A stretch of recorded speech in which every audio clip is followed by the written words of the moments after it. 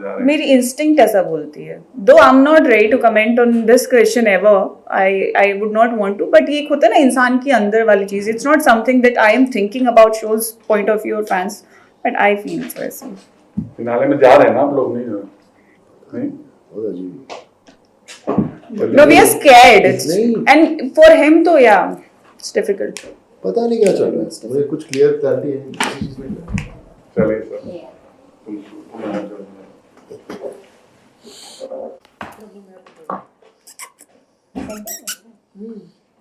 क्या सेंटर में ले लो। ओके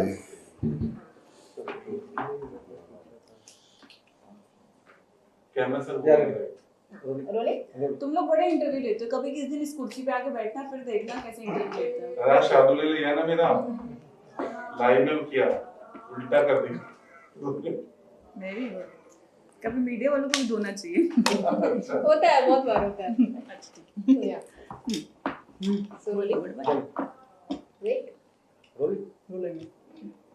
So firstly ये बोलना चाहूंगी कि आप दोनों की जो जोड़ी है वो काफी लोगों को पसंद आती है, पवित्रा एंड इजाज पवीजा। सो आप लोग दोनों के साथ में देखकर मैं तो बहुत अच्छा फील कर रही हूँ, और आप लोग दोनों को साथ में देखकर अच्छा ऐसा ये अच्छी वाली वाइब आ रही है। सो आप लोग दोनों का क्या कहना है इस पे, ये जानना चाहूंगी कि एक साथ जिस तरह से आपने टाइम स्पेंड किया है बिग बॉस के घर में और अभी भी कर रहे हैं। अब तो टाइम स्पेंड करना ही है ना साथ में, और कोई चारा नहीं है, ऑप्शन नहीं है यार। बहुत एक्सेप्शनल जर्नी रही हमारी अंदर। हम दोनों अकेले आए थे, जीतने आए थे, कॉम्पिटिटर्स थे, बहुत झगड़े हुए, लेकिन उन झगड़ों के दौरान हम एक दूसरे को और अच्छी तरह समझने लगे, और ये भी होता रहा कि हम जितने करीब आते रहे उतने कॉन्शियसली हम फिर से दूर अपने आप को करते गए, क्योंकि हम गेम जीतने आए थे। लेकिन आई थिंक एक टाइम आया जब इनको भी लगा छोड़ो गेम एक तरफ, और मुझे भी ऐसे लगा, लेकिन उसके बहुत जल्दी ये घर से बाहर निकल गई। उसके बाद मुझे मैं बहुत इन्हें मिस करने लगा, और जब ये मुझे मिलने आई तो वो मेरे लिए बहुत ज़रूरी था कि जानना कि जो मैं फील कर रहा था वो ये भी फील कर रही थी।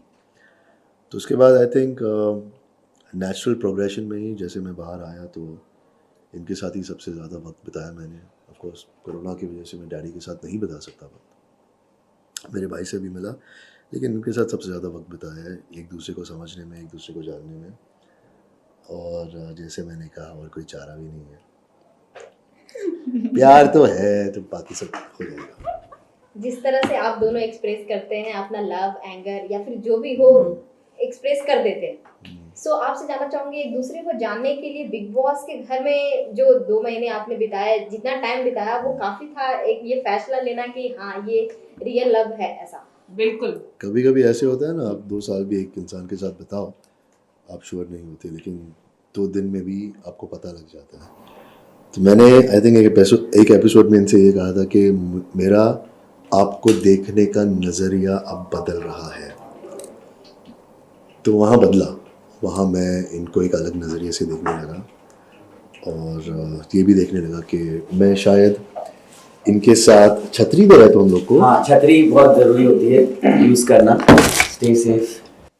छतरी क्यों दे रहा है भाई? Safety first. That's a military छतरी on your shoots, you should be having that. Friend, Thank you so much. And this is Thank you. क्या क्या हाँ, ये दिया? दोनों बाद में देखिए। शार्दुल, आप क्या बोलना चाहेंगे इन लोग दोनों के बारे में, जिस तरह से आपकी बॉन्डिंग है? इन दोनों के बारे में मैं ये बोलना चाहूँगा कि मेरी आती नहीं, इनकी मोहब्बत जाती नहीं। So I just want to say that oh Margo to love, reality shows से मैं जलता ही मैं बहुत जलता हूँ, बहुत ज़्यादा जलता हूँ, क्योंकि मैं ये बिलीव करता था कि रियलिटी शो पे रियल प्यार होता नहीं है। इन दोनों को हो गया तो अब जाएंगे शादी में, नाचेंगे, संगीत होस्ट कर लेंगे, और क्या। हम कौन है, हम दोस्त हैं, क्या करना, बधाई देने आए, नाचने आए। आप दोनों क्या बोलेंगी शार्दुल के बारे में इस मौके पे? मैं इसका ये शाना शार्दुल ना शादी में भी होस्ट कराने वाली हूँ। किसकी? शार्दुल दहेज है, हाँ। और कुछ नहीं।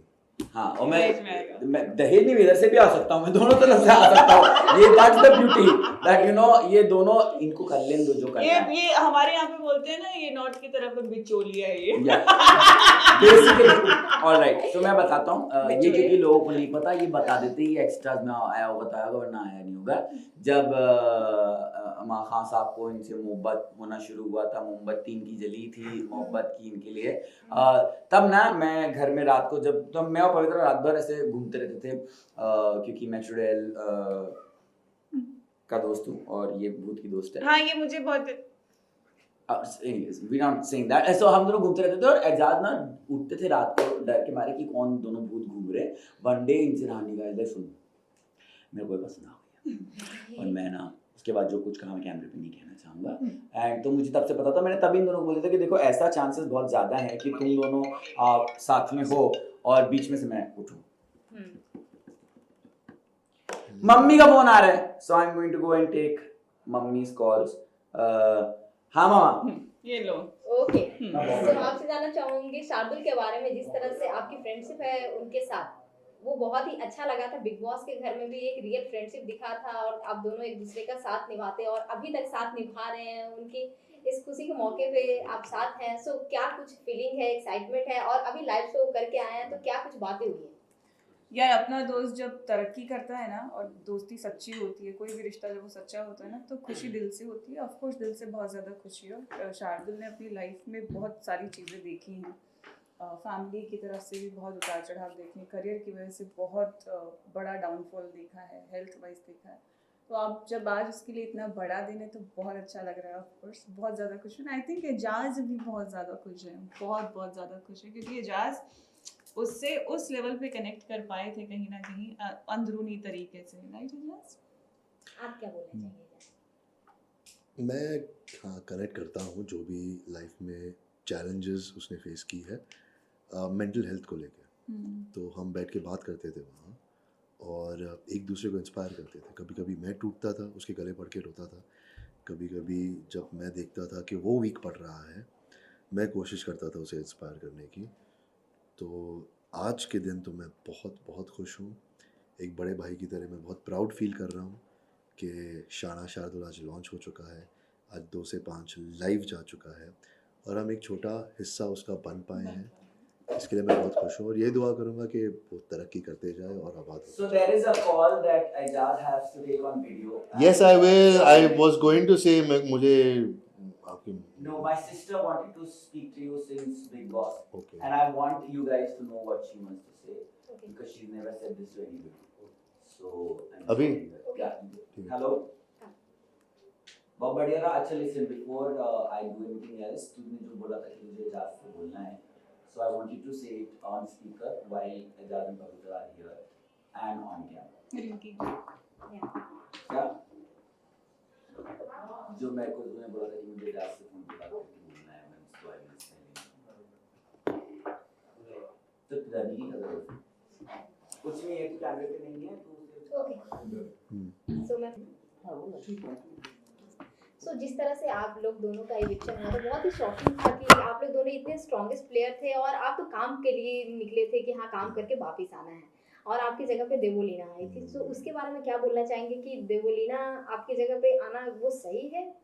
आपको लगा था, कितना सही लगा था, और आप कितना शॉकिंग आपको लगा था कि आपका इविक्शन ऐसा हो? इसके एविक्शन के बारे में बात करेंगे। ओके, और कुछ नहीं। तो इसके एविक्शन के बारे में मुझे जब उस रात को पता लगा कि ये जा रही हैं, तो मैं उसके बाद हर एक रात रुका रहा कि ये वाइल्ड कार्ड बन के आएंगी या कुछ बन के आएंगी। मुझे तो लगा ही नहीं कि पवित्रा जैसी कॉन्टेस्टेंट एविक्ट हो सकती है। ये मेरे हिसाब से तो हमेशा she would be one of the finalist. हालांकि मैं जब भी मौका आया मैंने ये नहीं बोला, मैं हमेशा उन्हें और चैलेंज करते जाता था और हमारी जो भी रिश्ते में उतार चढ़ाव होते थे उसके हिसाब से वीकेंड पर तो कुछ ना कुछ हो ही जाता था। लेकिन उसके बाद मुझे हमेशा यही लगता था कि वो वापस आएंगी, लेकिन ठीक है, अगर नहीं हुआ, कुछ रीजंस उसके हैं। और बिग बॉस ज़िंदगी का एक हिस्सा है, जिंदगी नहीं है। तो अभी जिंदगी को जीतने जाएंगे Okay, अगर वो जिस शो तरह नहीं। से Sorry, I'll have to cut you between Okay, okay. because this is important. You need Yeah. to hear this. And this is my sister Ruchita. Rinki, you are on speaker and whatever, and you can say. हाय रिंकी, कैसे हैं आप? हाँ एजाज, मतलब मैं तो बात करने में भी डर रही हूँ। क्यों डर रही है?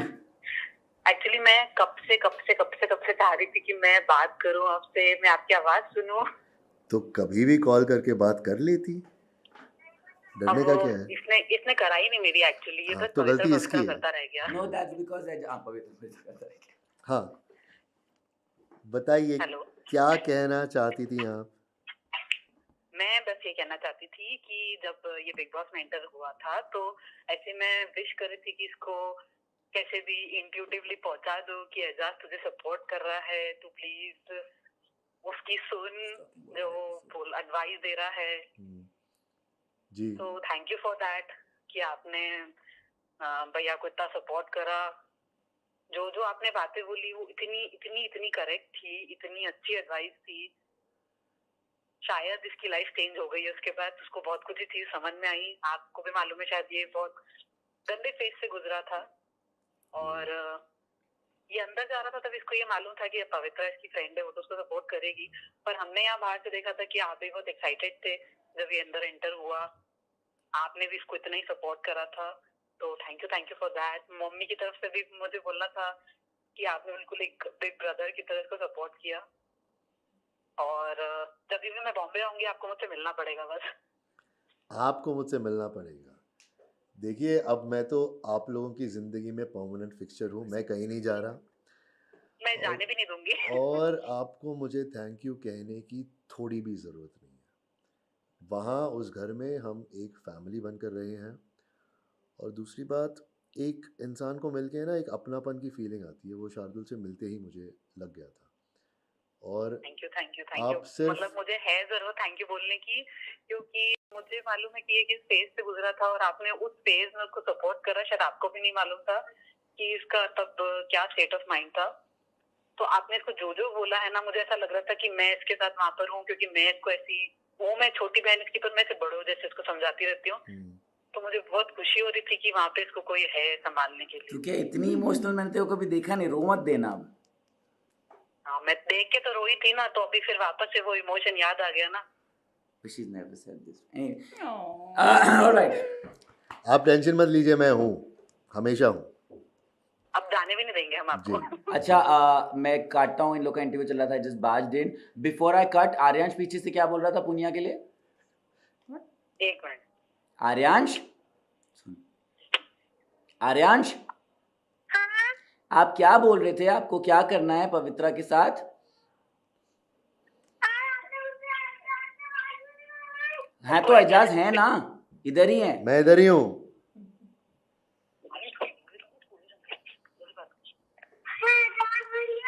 हाँ बेटा बोलो। हाँ हाँ, आया था, आपने देखा मुझे?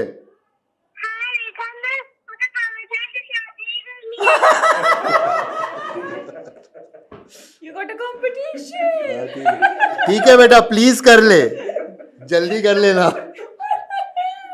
Okay, I'll marry you.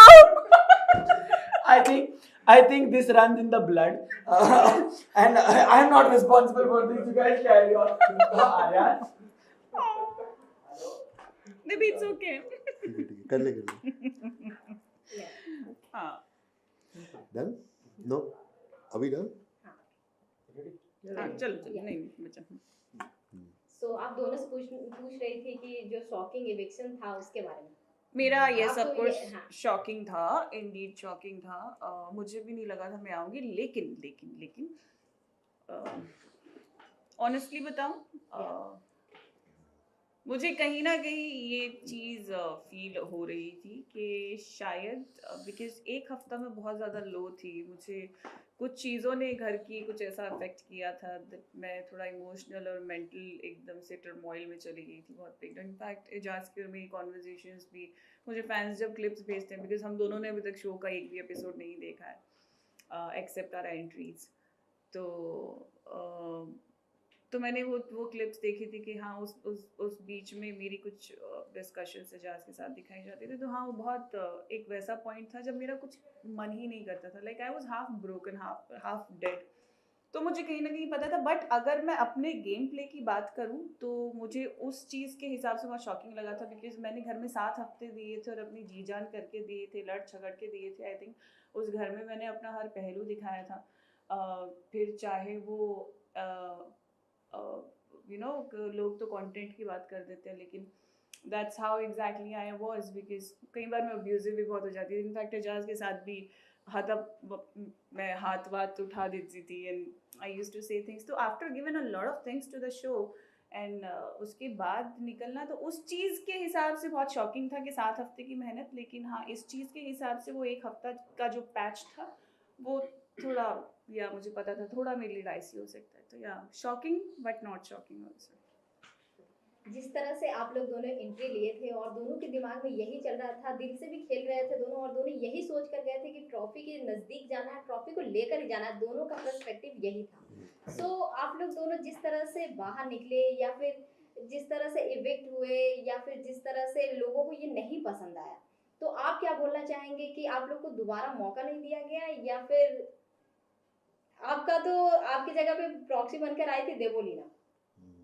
सो इसके बारे में अगर कुछ। यार मेरे को कंप्लेन है थोड़ी सी, Yeah. वो छोटा सा एक मुझे शिकन थी अबाउट देवोलीना ऑल्सो, कि वो एविक्ट हो गई, बल्कि आई थिंक वो एज अ प्रॉक्सी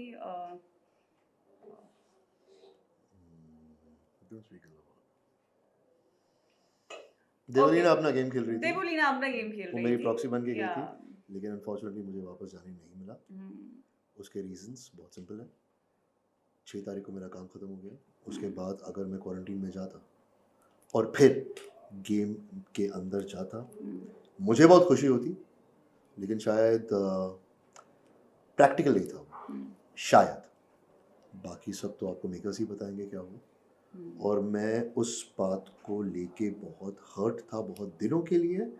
मैंने मीडिया से भी बात नहीं की, किसी से बात नहीं की, लेकिन I have to move on. मैं बिग बॉस के फॉर्मेट को बहुत रिस्पेक्ट करता हूँ, बहुत प्यार करता हूँ। बिग बॉस ने मुझे एक नई ज़िंदगी दी है, अपने आप को समझने का मौका दिया है, मुझे प्यार मिला है। इनका ही नहीं, मुझे लाखों करोड़ों लोगों का प्यार मिला है, जो मैं सर आँखों पे रखता हूँ। इतनी इज्जत मिली है, इतना प्यार मिला है। अभी भी मुझे मैसेजेस आते हैं, अभी भी लोग इतना कहते हैं कि अगर आप जाते तो आप विनर हो सकते थे, आप फाइनलिस्ट हो सकते थे। हम लोग दोनों ने बहुत मेहनत की थी, और मुझे लगता है हम लोग दोनों फाइनलिस्ट होना डिज़र्व करते थे, लेकिन अनफॉर्चुनेटली नहीं हुआ। कोई बात नहीं। जो मेकर्स हैं वो भी बहुत सेंसिबल हैं, उन्होंने भी जो भी डिसीजन लिया है सोच समझ के लिया होगा, शो के बेनिफिट को मद्देनजर रखते हुए लिया होगा, तो there is no problem in that. अभी हम क्या कर सकते हैं, एक्सेप्ट कर सकते हैं, and we can move on and wish good luck to all the contestants. Though I was very keen on getting back to the show, जब सब लोगों की वापस से राहुल की, और वो एक दौर ऐसा आया था कि सब बाहर आ रहे हैं, सब अंदर जा रहे हैं, you know. So that was one moment when I really felt bad about it, that everyone is like going inside after getting evicted also, and after given a choice also, and in fact after not given a choice also, people are coming out and then re-entering. So that was one